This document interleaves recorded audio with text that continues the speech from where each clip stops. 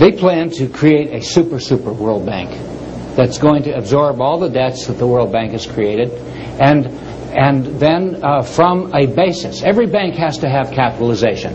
Well, the collateral in this bank is going to be the 34% of the Earth's surface, the Earth's land surface, something that's going to produce interest, dividends, earnings to keep the bank running and pay the employees and so on, and I don't see it in this bank. I see collateralization coming from worthless wilderness lands, and that's why they're wilderness lands, because nobody can get any economic order out of it. What's going on, Michael? And he said, we're working on that. I said, you don't have an answer as to how this bank is going to survive, and you're going to the IMF World Bank Congress at the end of this month? I laid out my fears to the table at which I was sitting, and I received confirmation from a World Bank authority, who I cannot say their name, but they confirmed that my suspicions were correct. The United States is going to go down the tubes very shortly. When? Would you put on that tape by John D. Rockefeller IV, February 1st, 1988? I don't know what's going to happen in 1988. But I do know in 1988 that we've got to lay our base for either this year or surely for next year. Because all of those people who are out there running for president are making the largest mistake of their personal and professional lives, because when one of them gets inaugurated in 1989, all of the chickens are coming home to roost.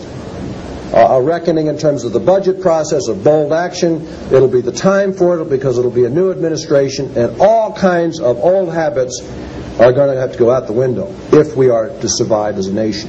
Our world conservation dollar is the only dollar that's worth anything, because it's the only one that's capitalized and that has value behind it. But you know, as of this meeting, that there's no value in wilderness lands. And you also know at this meeting that there is no earnings engine in the World Conservation Bank. In other words, it is a fraudulent bank.